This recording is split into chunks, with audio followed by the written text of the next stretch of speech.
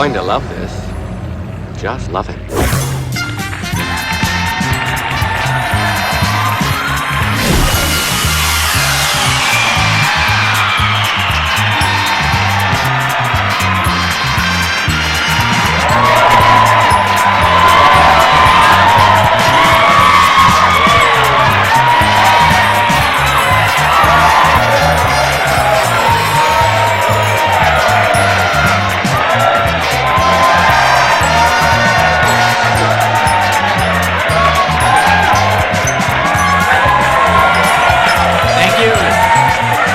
For that wonderful welcome. Now let me just say one thing.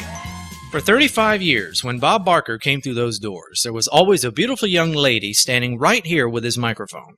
Obviously that didn't happen tonight, but I tell you, it would almost be worth carrying a hand mic the whole show, just so I could be on stage with a pretty girl. Now, as some of you are perhaps aware, this is not the first behind the screens that we have done. After our first show aired, our producer, a man named Dean Farmer, who's sitting right over there, asked me if I'd gotten any feedback from our audience. I just looked at him and said that I had not. He said that I should, so that if I did another show, I could use their feedback to make it better. So I said fair enough, and I asked some of our viewers what they thought. And one of them, a young man who shall remain nameless, asked me, "Brandon, when are you going to do a show that tells men how to communicate with women?" I just looked at him and I said, "I don't know about you, but I don't understand it well enough to explain it, let alone do a whole show on it." And he said, "You're smart, you can figure it out." And I just looked at him and said, with a straight face, all the men on the planet couldn't figure it out if their lives depended on it. Dr. Farmer, when I asked them for feedback last time, they said I should make the show funnier. Did that do it? No. Get on with it. Get on with it, he says. All right, if we have to. Hey, thanks for joining us, folks. Welcome to Behind the Screens, a show for people trying to figure out that thing called communication. You know, like why men and women can't do it? Anyone who's had Dr. Michael Ray Smith will say that the golden rule to communication is that we get it wrong. Tonight, though, we're looking at something different. The golden rule that says life is all one big story. Now, there's this notion out there that all forms of communication tell a good story. But what is a good story?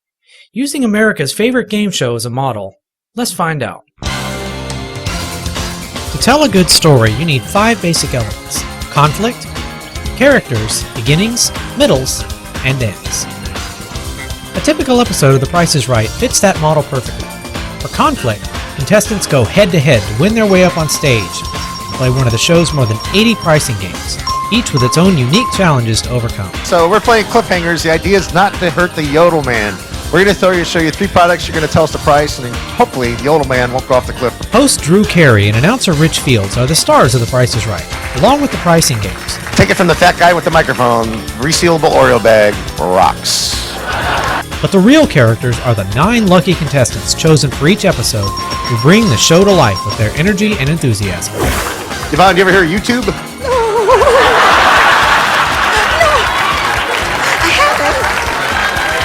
You're going to hear about YouTube in about a week or 2. The show always begins the same way, with Rich calling the first 4 contestants to come on down. Then it's the first item up for bids, and then the show's first pricing game.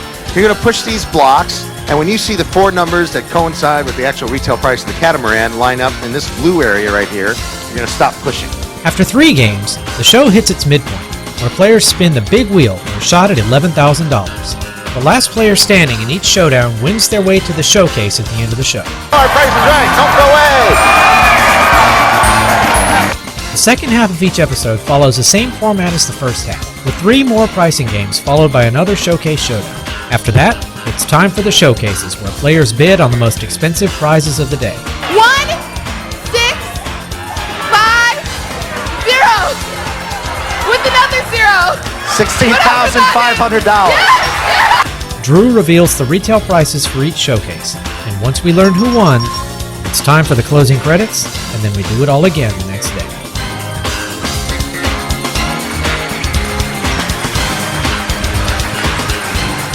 What we're talking about is called the narrative paradigm, and I thought who better to explain it than the man behind the theory. Will you please welcome Dr. Walter Fisher, Professor Emeritus at the Annenberg School for Communication.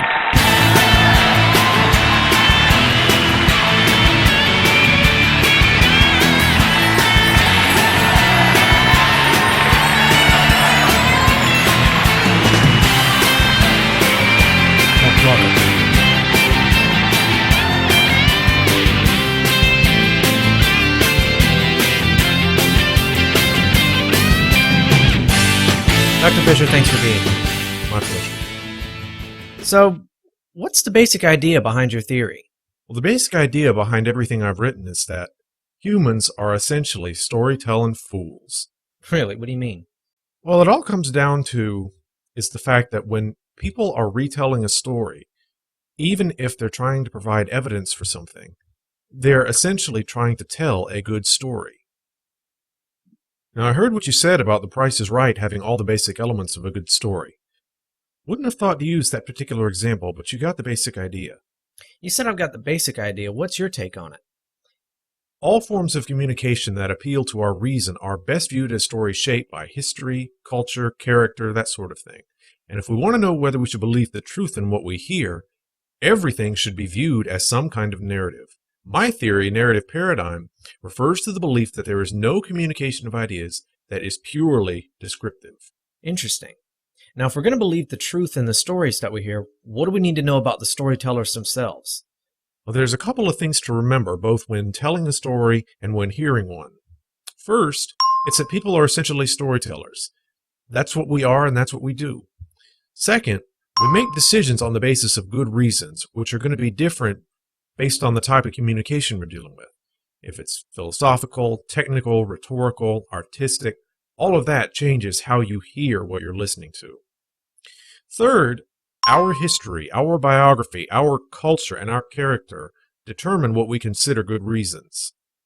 Fourth, narrative rationality is determined by the coherence and fidelity of our stories. We'll get into that a little bit later, but the basic idea there is, does it hang well together and does it make sense?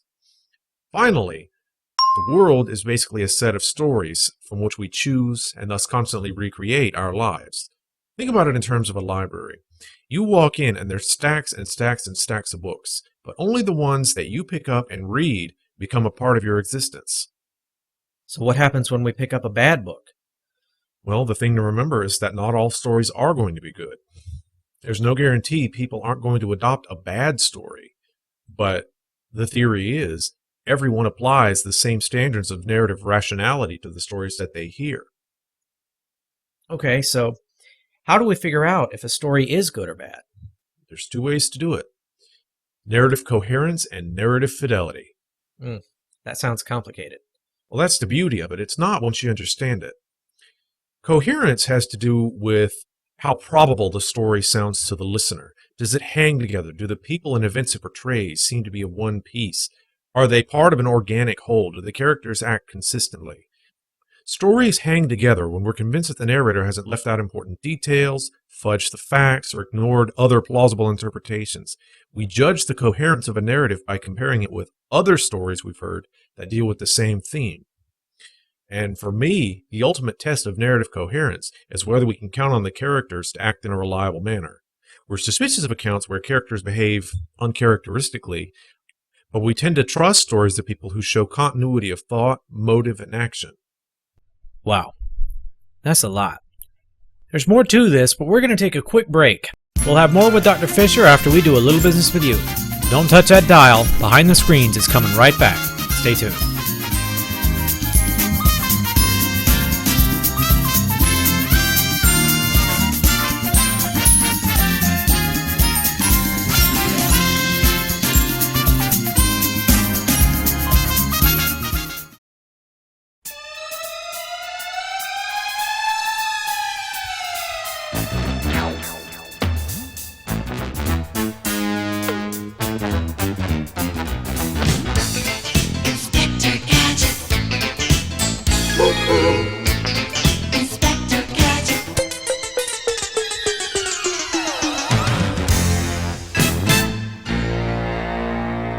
I just got this report from our intelligence unit. Mad agents have hidden a bomb in the amusement park. They're going to hold the city for ransom. The bomb is set to go off in half an hour. This message will self-destruct. Wowzers, Chief! I've got to find that bomb.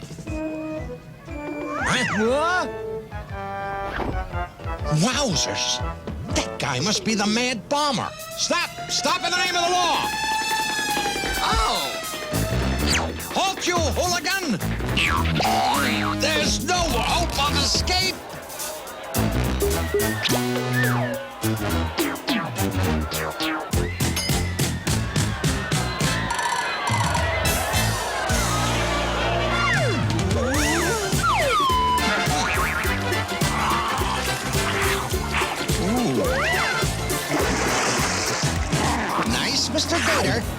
We're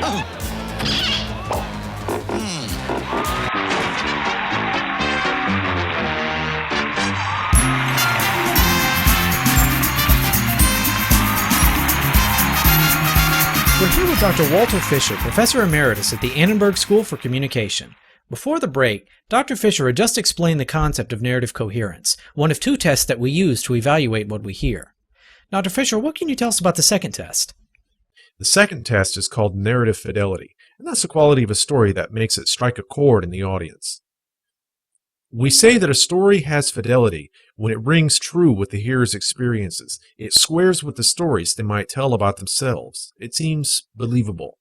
So basically, stories that have fidelity are stories that the audience believes because it's something that they could see happening to themselves. Right. A story has fidelity when it provides good reasons to guide our future actions. When we buy into a story, we buy into the type of character that we should be. Besides The Price is Right, what's your favorite show? House. Okay. Which character do you buy into most? House or Wilson? House, without question. Why? Because I'm really sarcastic and I've been known to treat people unfairly every now and then. Right.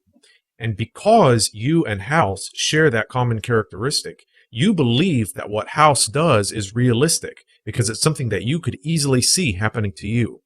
Cool, huh? I hadn't thought of it that way. You make an interesting point. And that's why it's best to view all communication as a narrative. When you do that, people don't need specialized training or expertise to figure out if a story holds together. And there's still a place for experts to provide input from their respective fields, but when it comes to evaluating coherence and fidelity, people with ordinary common sense are usually competent critics. So basically you're saying, with a little common sense, anyone can spot a fake story. You got it.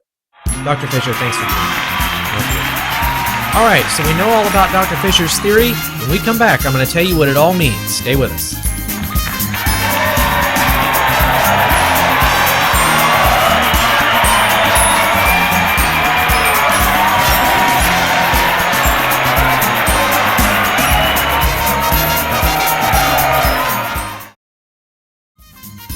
Folks, our topic for today is narrative paradigm, and one of the main parts of it is learning how to tell what's real and what's not by spotting things that don't belong.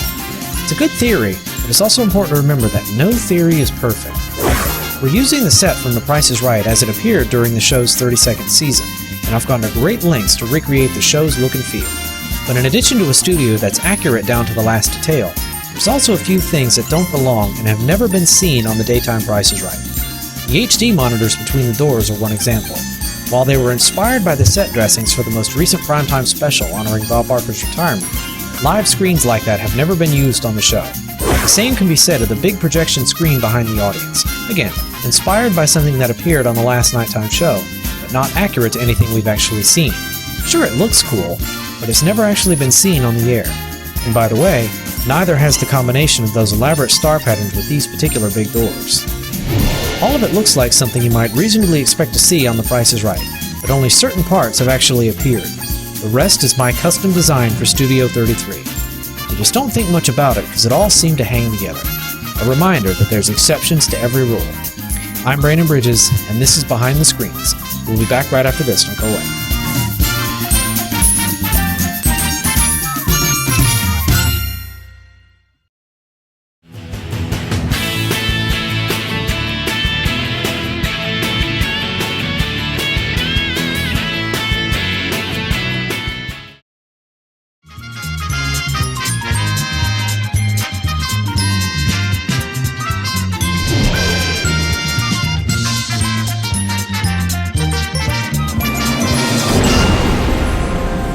$13.50, Bob.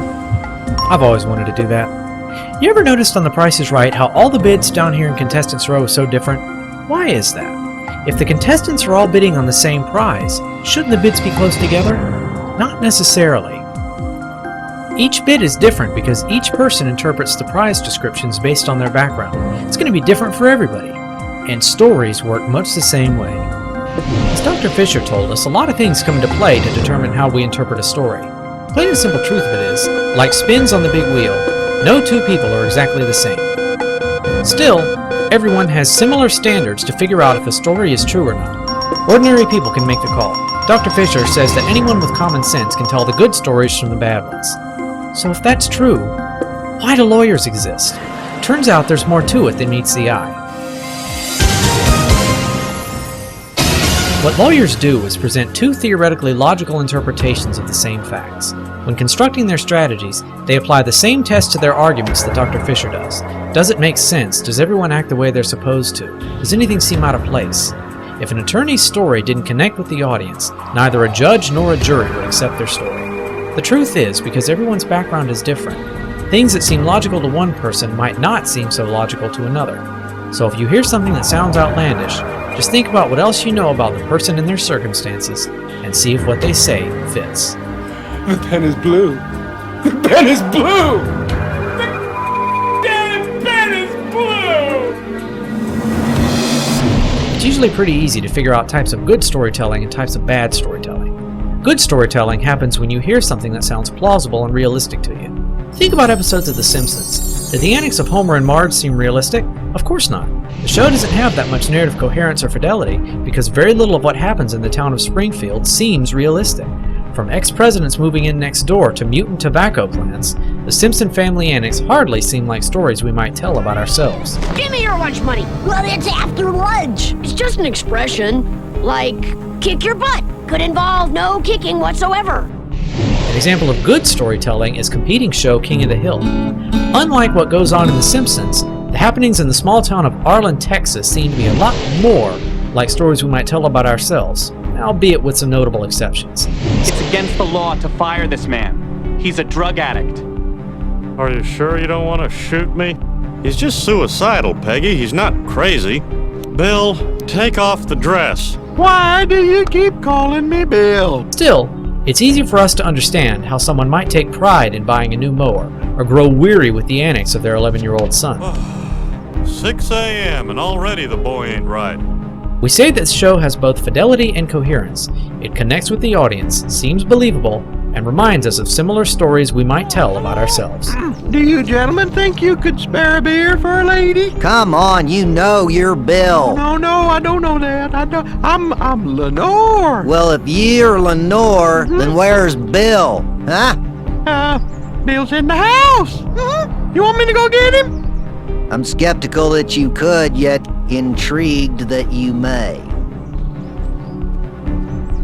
Bill's been acting a little weird lately, don't you think? Maybe it's me. Bill's busy. I needed a wrap. It's chilly. It's a lot to think about, isn't it? We'll be right back.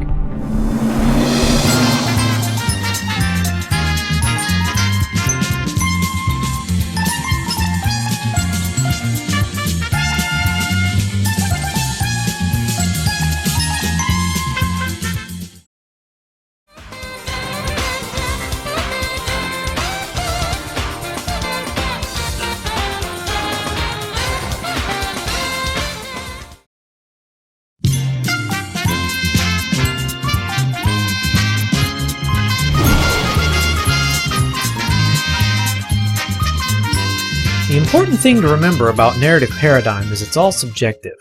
Not everybody is going to react the same way to the same story. Your background determines what you make of a story, so it's up to you to figure out which ones are true and which aren't.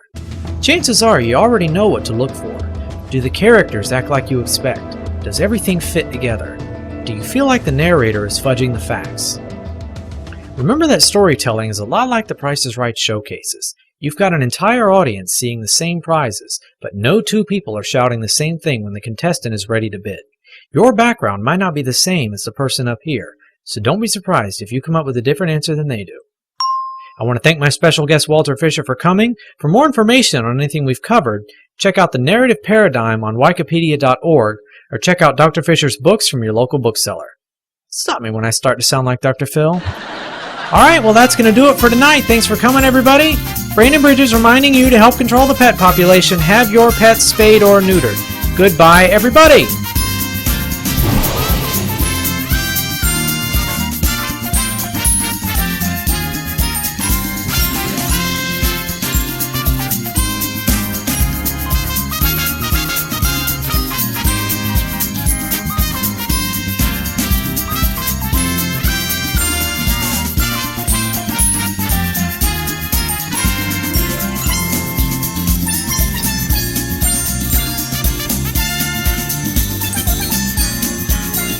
This is Brandon Bridges speaking for Behind the Screens, a Happy Humpers television production.